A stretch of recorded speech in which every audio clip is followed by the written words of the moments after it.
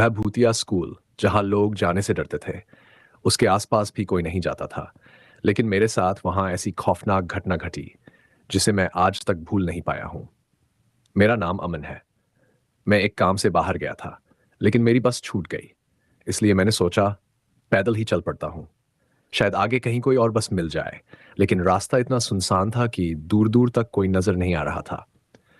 थोड़ी दूर चलने के बाद मुझे एक ढाबा दिखाई दिया। मैं वहां गया, खाना खाया और ढाबे वाले से पूछा, क्या इतनी रात को कोई बस मिलेगी? उसने मेरी तरफ अजीब नजरों से देखा और धीमी आवाज में कहा, अब बस मिलना मुश्किल है। मैं फिर पैदल चलने लगा। कुछ दूर जाने के बाद मुझे एक पुरानी इमारत दिखाई दी।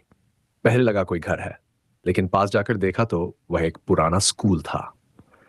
स्कूल के बाहर एक टूटा हुआ बोर्ड लगा था, जिस पर लिखा था, यह गांव के बाहर एक पुराना स्कूल है जिसे सालों पहले बंद कर दिया गया था।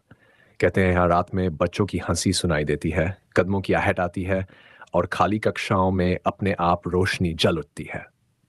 मैंने ये पढ़ा और हल्का सा हंसा। मुझे इन बातों पर विश्वास नहीं था। मैंने फैसला किया कि आज रात यहीं रुकूंगा। रात के ठीक 1 बजे मैं स्कूल के गेट पर पहुंचा। गेट टूटा हुआ था और अंदर सिर्फ घना अंधेरा। जैसे ही मैंने अंदर कदम रखा, एक बर्फ जैसी ठंडी हवा का झोंका मेरे शरीर से टकराया। मेरे हाथ कांपने लगे। मैंने टॉर्च जलाई और धीरे धीरे कक्षाओं की ओर बढ़ने लगा। तभी अचानक एक कक्षा से धीमी धीमी आवाज आने लगी, जैसे कोई पढ़ाई कर रहा हो।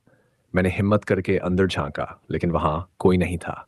और तभी ब्लैक बोर्ड पर पड़ा चौक अपने आप उठने लगा और धीरे धीरे बोर्ड पर लिखा जाने लगा, भाग जाओ नहीं तो मर जाओगे। मेरी सांसें रुक गई। अब मुझे महसूस होने लगा था कि यहाँ कुछ बहुत गलत है। मैं भागकर दरवाजे की तरफ गया, लेकिन धड़ाम, दरवाजा अपने आप बंद हो गया। तभी मेरे सामने एक फीकी सी परछाई उभरी। वह एक टीचर थी। उसका चेहरा जला हुआ था, आंखों से आंसू बह रहे थे और उसने बहुत धीमी लेकिन डरावनी आवाज में कहा, मेरे बच्चों को वापस लाओ। बस उसके बाद मेरी आंखों के सामने अंधेरा छा गया और मैं वहीं बेहोश होकर गिर पड़ा। अगली सुबह गांव वालों ने मुझे स्कूल के बाहर बेहोश पाया। जब मैंने उन्हें रात की पूरी घटना बताई तो उनके चेहरे का रंग उड़ गया।